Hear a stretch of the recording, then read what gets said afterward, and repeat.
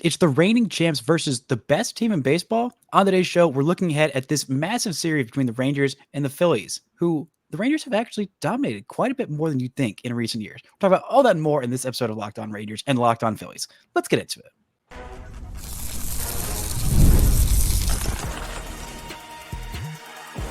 You are Locked On Rangers, your daily Texas Rangers podcast, part of the Locked On Podcast Network, your team every day. You are locked onto the World Series champion Texas Rangers and locked onto the Philadelphia Phillies. I'm Bryce Patrick, a cripplingly addicted Texas Rangers fan covering this team for 11 seasons, including all 6 of the founder and host of this show. Joining me today is host of Locked On Phillies, Connor Thomas. How are you doing today, my friend? I'm doing great, man. How could I not be doing great? Have you seen what the Philadelphia Phillies are doing over here on the East Coast? This team's on fire, so this should be fun to talk about and a fun series to look forward to. It has been a fun start to the season for the Phillies. Not quite as fun for the reigning world champion Texas Rangers. Last time we did a crossover was before opening day of last year, and I have some new decoration behind me. If you're watching on YouTube, a World Series flag, and it's kind of cut off there, but there's also a little plaque of the Rangers winning the World Series this year. So I have still been on cloud nine until about this week, and we'll get into a frustrating place the Rangers are at. But I want to start with the Phillies, the best record in all of baseball, the best team in all of baseball. Connor, is it real?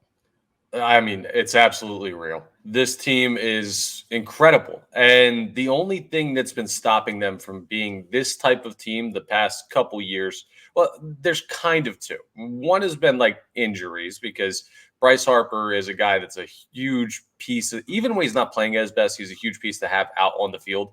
And you didn't have him for the full of 22 because he gets hit in the hand by Blake Snell. You didn't have him for the full of 2023 because of the return from Tommy John.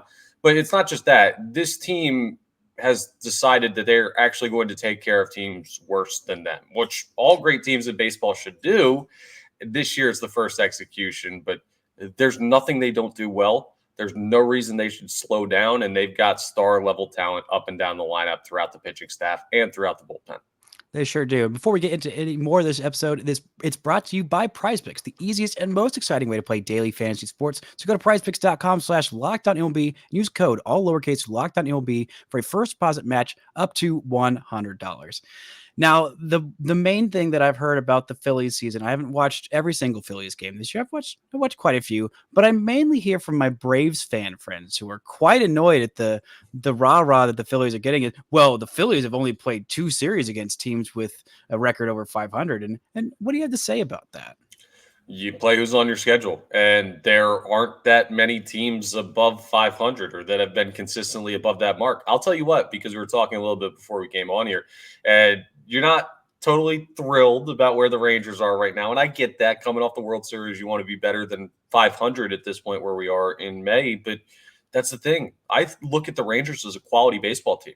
You guys are 500 right now. It's just, I think that's a very misleading stat based on the MLB landscape as a whole.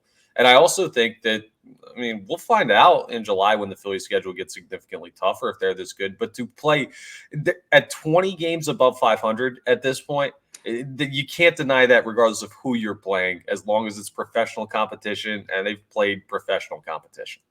They definitely have. And I remember last year when the Rangers got off to a really hot start. The Phillies had been slow starters the last few years, so I'm sure it's nice to see them get off to you'd rather them get off to a good start as opposed to a bad start. And the Rangers very much did that last year. They were just running away with the division until about mid-August, and then everything kind of fell apart. And it was like, okay, well, we'll see how legit this team is, but it really doesn't matter. You got to take care of your business. And if the teams in your division aren't, like, who cares? Right. Yeah, it definitely does help that you've got a team in the Marlins that's, unfortunately, for our guy Peter, who hosts Locked On Marlins, they're way worse than everyone thought they were going to be.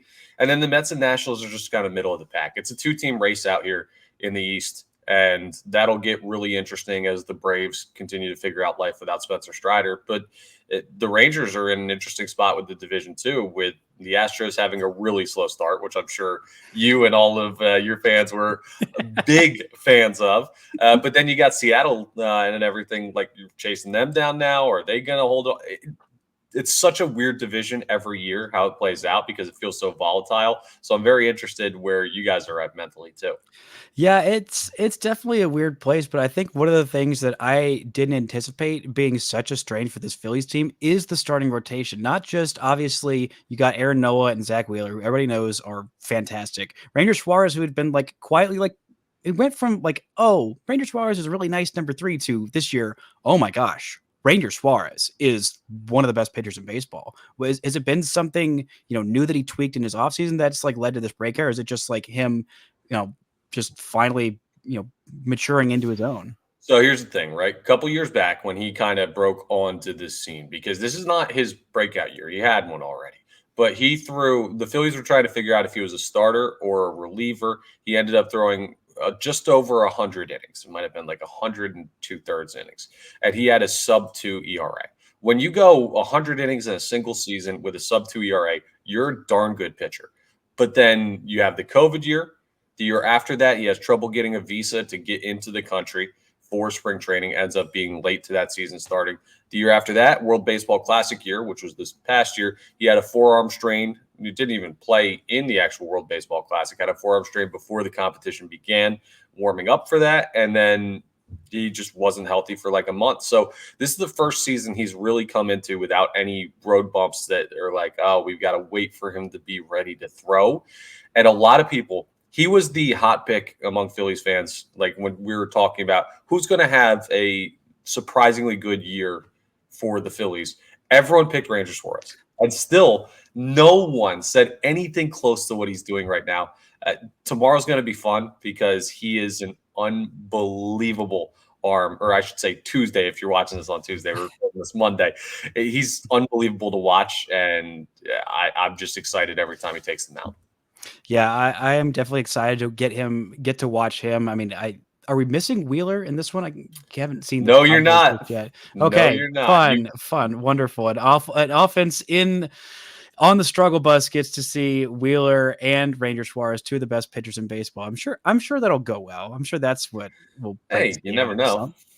You never know with baseball because it is always an incredibly unpredictable sport. But one thing that's also been a little unpredictable in a great way for your Philadelphia Phillies is Alec Bohm just hitting like one of the best hitters in baseball. What's up with him this year?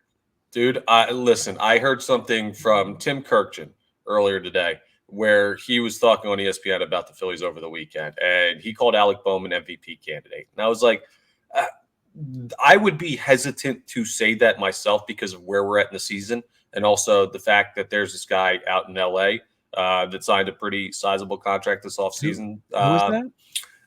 Shohei, I believe is the pronunciation. He's going to make it pretty hard to for anyone in the National League to find an MVP trophy for the next billion years. But my point on that is it's surprising to consider Alec Bohm in that conversation, but he is with the way he swung the bat this year. He doesn't have the power that you expect from a corner infield spot, but the defense has been significantly improved. And he's always been a clutch hitter. He's now just turned into a much more professional approach hitter. He's just an impossible guy to get out in big spots, and he does very repeatable things, which is just gap-to-gap line drive swing. He just doesn't get out, and he doesn't get out in big spots. So it's great to see for the Philadelphia Phillies. Yeah, I was looking at his numbers, and I'm like, only 5 home runs. How does he have a 917 OPS? And then I look at the doubles. 18 doubles in 40. He leads the league in RBIs with 5 home runs. That's insane. That's absolutely nuts. And as to your point about winning an MVP, I feel you on that. As a fan of a team that had the guys that finished second and third in MVP voting behind Shohei Ohtani, I'm glad he's in the other league. So now maybe Corey Seager can finally win an MVP. But hey, he won a World Series MVP, which, I think he cares just a little bit more about. Coming up, we're going to talk about this team that has struggled. Corey Seager, who is finally not struggling in the rest of this offense that needs to find its gear. Right after this, from our sponsors. This episode is brought to you by LinkedIn. Are you struggling to close deals? B2B selling is tougher than ever, and that's why I want to tell you about LinkedIn Sales Navigator. LinkedIn's Sales Navigator is a sales intelligence platform that helps professionals effectively prospect and engage high-value customers, drive higher revenue, and increase sales performance. Sales Navigator helps you target the right buyers, surface key signals such as job changes or which accounts you should prioritize. And it shows you hidden allies so you can find those buyers that are more likely to convert. Fueled by LinkedIn's 1 billion member platform, Sales Navigator gives you the most up-to-date first-party data, enabling you to unlock conversations with the people that matter. Right now, you can try LinkedIn Sales Navigator and get a 60-day free trial at linkedin.com/lockedon. That is linkedin.com/lockedon for a 60-day free trial. Let LinkedIn Sales Navigator help you sell like a superstar today. Just go to linkedin.com/lockedon and get started. Now, I'm curious what your perspective is on looking at this Rangers team, the reigning World Series champs. And, you do give them a lot of respect. And it was a very frustrating weekend for the Rangers, losing 2 out of 3 to the scuffling Angels and an old friend, Juan Washington. But I'm curious, what about this reigning World Series champion team perplexes you? Yeah, I just don't get, and I know you're going to love talking about it. I don't get where the offense is going. Like, I don't understand. But I'll tell you what, at this point last year as well, I didn't buy into the Rangers. The time I really started buying into Texas last year was in that late race with Houston, where it was just neck and neck the whole way down to the wire for the division. And I know how that ends up playing out, but I also know how the World Series ends up playing out. So I'm sure you guys are all right. My point is, I think this is a team that is built, or at least is in the mindset of the modern baseball team with the expanded postseason. And I say that to say I've watched the Phillies 2 years feel almost unbothered by a slow start to the year because they know the talent level of the team. And then you just fight through those tougher days. You're going to get hot because every great team in baseball does end up getting hot for a couple weeks to a month's worth. And you hope that you find it at the right time going into the postseason. So I just see them as a talented team that knows they have time to figure this out, because a playoff appearance is almost equal to a division title at this point when it comes to your chances to win a World Series. You don't get to hang a banner unless you win the big one, but you get just as good of a shot in modern day baseball in this day and age, just making it in. So I'm not worried about the Rangers ceiling. I am happy that the Phillies are playing the Rangers right now, because it could be a little bit of time until this team fully puts it together. Yeah, it definitely can. And the offense, I wish I could tell you what the issue was, because for the first 6 weeks of the season, I could tell you it's Corey Seager wasn't right. He had off-season sports hernia surgery, which something he was dealing with even throughout the postseason. Even when he hit that game-tying Game 1 World Series home run, he was still dealing with this. And so they thought rest during the offseason would be enough to cure it. It wasn't. And so at the end of January, he had surgery. He missed almost all of spring training. And we saw Corey Seager miss some time last year. I mean, he missed some time with a hamstring issue, then with a thumb injury. And the second he got off the IL, he was just back to full Corey Seager form, which isn't normal. And so that's what we expected once he got healed from this surgery. It's like, all right, he's just going to go back to being Corey Seager. And he wasn't. And for the last couple of weeks, he has been. They've had some consistency from Marcus Semien because that's what he's all about. But the slug just around this team has not been there. Adolis Garcia has been very streaky, and they're really missing Josh Young.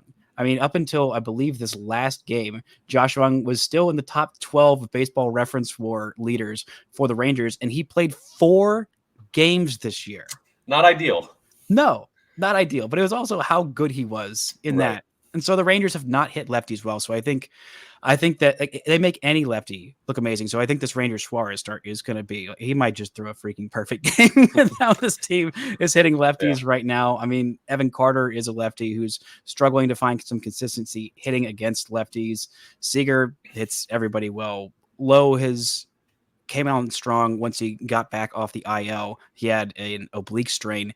And I mean, it's the frustrating part of why this team, if this team was just 500 and, they've got literally 6 starting pitchers on the IL right now, 6 of them with a combined 5 Cy Young awards. Like there's a lot of good guys on the shelf. Dane Dunning, I think, should be off the IL at some point in this series. Really hoping for sooner as opposed to later. Nate Eovaldi should be hopefully back this weekend. We'll see. So in the Rangers right now, they've got really just 4 starters. So they need both these guys off the IL right now. And that's with Jose Urena, who they signed to be a long man. as the number 4 in the rotation at this point. So yeah, it's been weird. Yeah, it's a tough spot to be in. The injuries are never easy. It's been a really rough start to the year for you guys in that regard. But there's kind of an understanding with the pitching staff that health was going to be a question, right? You pay for the talent, you accept the risk of the health. And the thing is, I think eventually, like, I don't imagine you're going to be missing time from all these guys all season long. There will be a point where that team gets healthier. And the fact that you're 500 right now and a game and a half out of the lead in the division, like, you guys are going to be fine. But here's something that kind of comes up. So I've followed the Rangers loosely, but I try not to do too much research before these because I want to go in with the same mindset that I know Phillies fans are going in, because we're not division rivals. We're not league rivals. We saw each other to start last year and then tried to wipe that memory, at least Phillies fans, because we got swept. So my question to you is, I know there is all this buzz about the young guys coming into this season, the prospects taking the next step to hopefully break out major league seasons. Has that just not panned out? What's been the issue there? Well, I mean, the Rangers had two of the pretty fairly consensus. I think literally every publication had both these guys in the top 5 somewhere overall prospects in Wyatt Langford and Evan Carter. Evan Carter burst onto the scene last year, got his call up about a week or two after his 21st birthday, which came at the end of August. So he was up for about a month, and he was incredible. And then went throughout the postseason. He was hitting 3rd in the Rangers World Series winning lineup as a 21-year-old. It was nuts. And so it's not that was the expectation, but like a little bit in the back of your mind, like, okay, well, he's just going to be the most amazing player in baseball. And he's 21. So like it takes some time. And with Wyatt Langford, it's been a little more confusing. The Rangers got him with the 4th pick overall. That was almost more of a stroke of luck than like everything else that happened for the Rangers in 2023, like winning the World Series. They had the 7th worst record in baseball, and it was a clear 5-player draft. Like there were 5 really impact guys there. And the Rangers, in the first ever draft lottery, jump up to the number 4 pick. And for some reason, Minnesota didn't want Wyatt Langford, who was pretty clear one of those top 3 players. The Rangers said, okay, we'll take him.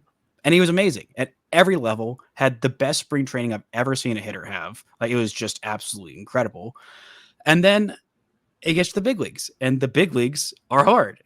It's hard to be a hitter in the big leagues right now. And it's even harder when you have the most pitches before he got hurt with the hamstring injury, the most pitches outside the strike zone called strikes on him in the entirety of Major League Baseball. Man. It was bad. And so he's got a great approach. I have no doubts about him. I think that this hamstring strain that's supposed to keep him out 3 to 4 weeks, he should be back at some point in June. I'm thinking early June. Maybe just that little bit of a reset of like, okay, he's doing the right things. His balls just aren't falling for him. He's getting some bad breaks. But speaking of bad breaks, the Phillies against the Rangers. I didn't tell you this before, but the Rangers have this? A very long active win streak against the Phillies. I remember it going into last year of like, oh, the Rangers, swept them. And then in 2022, they had 2 different 2-game series. The Rangers went 4-0 there. But can you guess the last time the Philadelphia Phillies beat the Texas Rangers? I'm going to guess, because I know the way you're talking about it, it's a long time. Are we talking?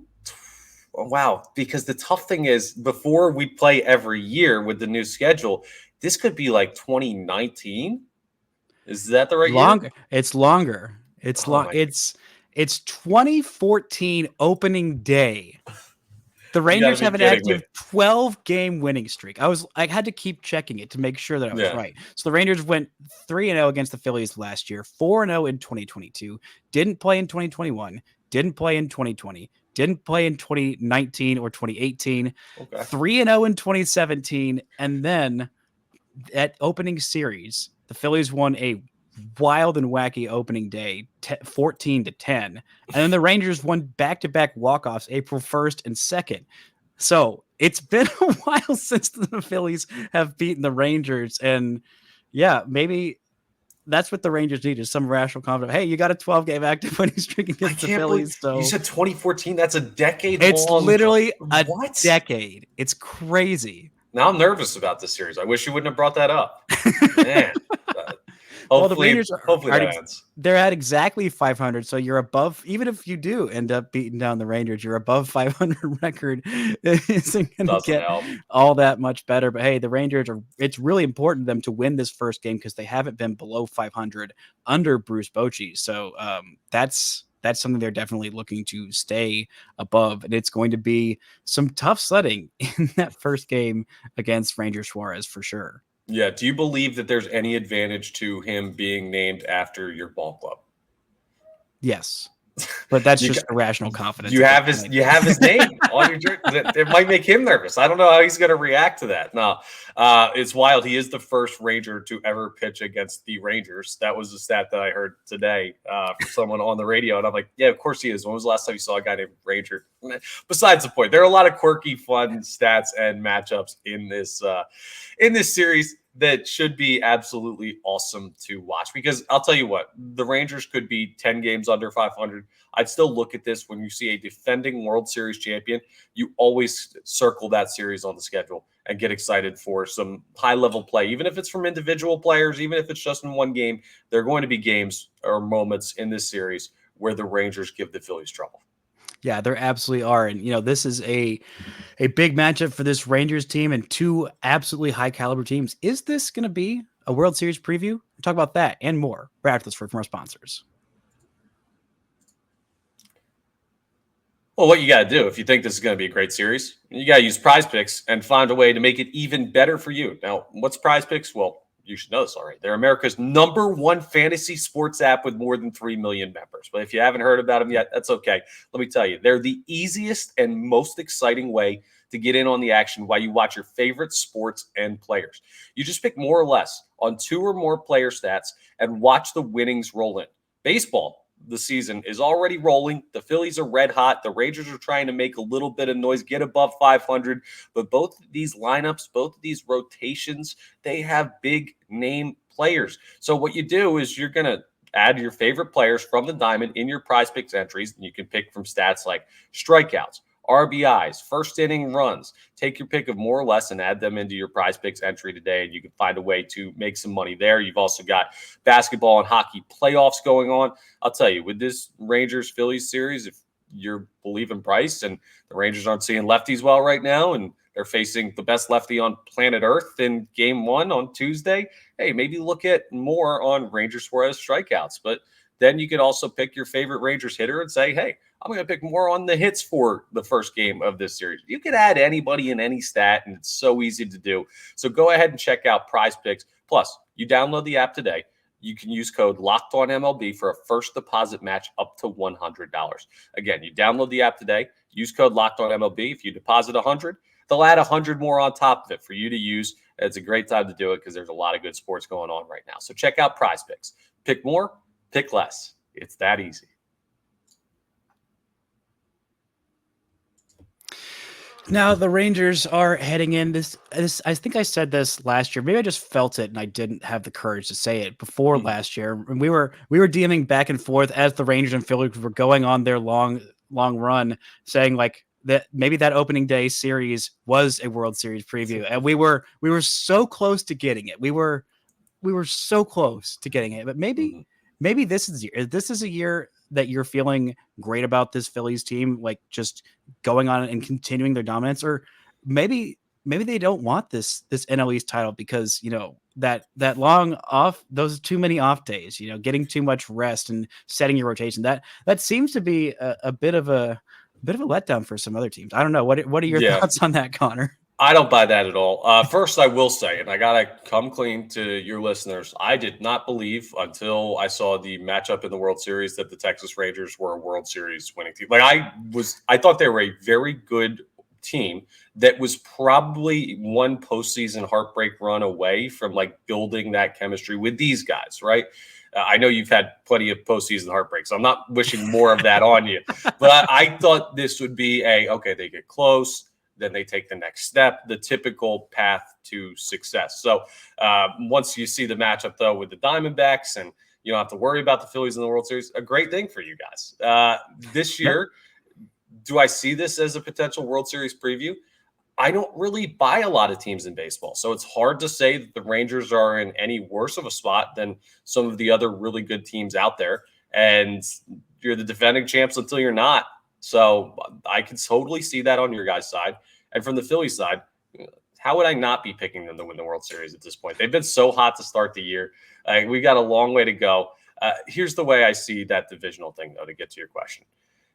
4 of the last 7 World Series winners, I believe, have been 100-win teams, and that's including that 2020 year where you didn't play enough to get that. So winning 100 games and getting into the postseason and winning the division, it's not a bad thing. Just because it's something that some teams have struggled with doesn't mean it's a bad way to go after. When the Astros beat the Phillies in 2022, they had that first round bye and they waited and they just beat the brakes off everybody and I moved on.